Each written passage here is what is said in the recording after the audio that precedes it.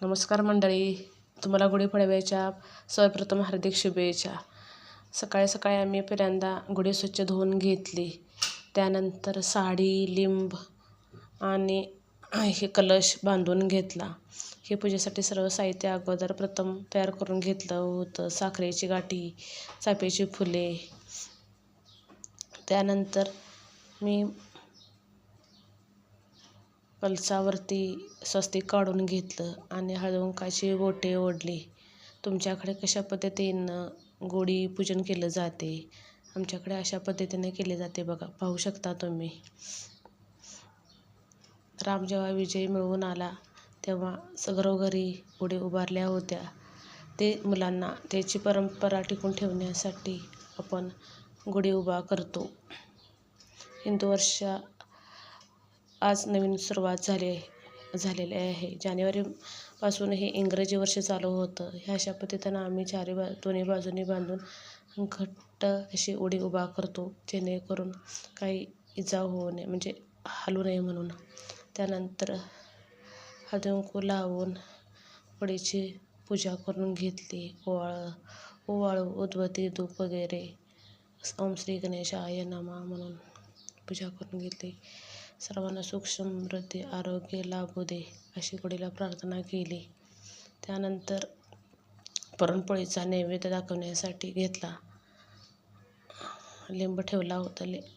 कडुलिंब आणि गूळ याचाही प्रसाद ठेवला. त्यानंतर नारळ ओवाळून नैवेद्य दाखवून घेतला.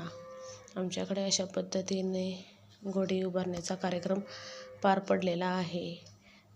तुमच्याकडे पण अशा पद्धतीने साजरा केला असेलच तुम्ही.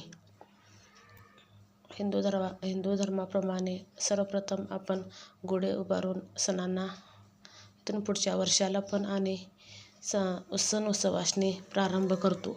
त्यानंतर तुळशीलाही नैवेद्य दाखवून घेतला.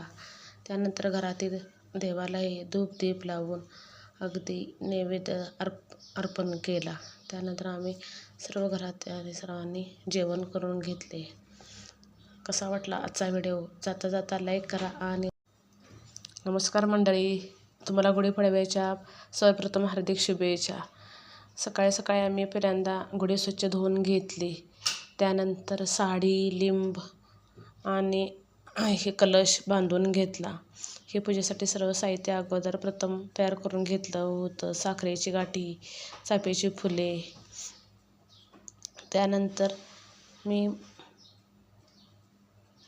कलशावरती स्वस्तिक काढून घेतलं आणि हळदीकुंकाची बोटे ओढली. तुमच्याकडे कशा पद्धतीनं गुढी पूजन केलं जाते? आमच्याकडे अशा पद्धतीने केले जाते बघा, पाहू शकता तुम्ही. राम जेव्हा विजय मिळवून आला तेव्हा घरोघरी गुढी उभारल्या होत्या. ते मुलांना त्याची परंपरा टिकून ठेवण्यासाठी आपण गुढी उभा करतो.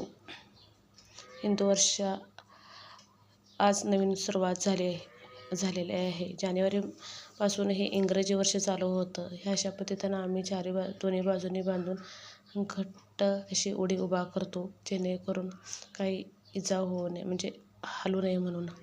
त्यानंतर हळदीकुंकू लावून गुढीची पूजा करून घेतली. ओवाळू, उदबत्ती, धूप वगैरे ओम श्री गणेशाय नमः म्हणून पूजा करून घेतली. सर्वांना सुख, समृद्धी, आरोग्य लाभू दे अशी गुढीला प्रार्थना केली. त्यानंतर पुरणपोळीचा नैवेद्य दाखवण्यासाठी घेतला. लिंब ठेवला होता. कडुलिंब आणि गूळ याचाही प्रसाद ठेवला. त्यानंतर नारळ ओवाळून नैवेद्य दाखवून घेतला. आमच्याकडे अशा पद्धतीने गुढी उभारण्याचा कार्यक्रम पार पडलेला आहे. तुमच्याकडे पण अशा पद्धतीने साजरा केला असेलच तुम्ही. हिंदू धर्माप्रमाणे सर्वप्रथम आपण गुढी उभारून सणांना इथून पुढच्या वर्षाला पण आणि सण उत्सवासनी प्रारंभ करतो. त्यानंतर तुळशीलाही नैवेद्य दाखवून घेतला.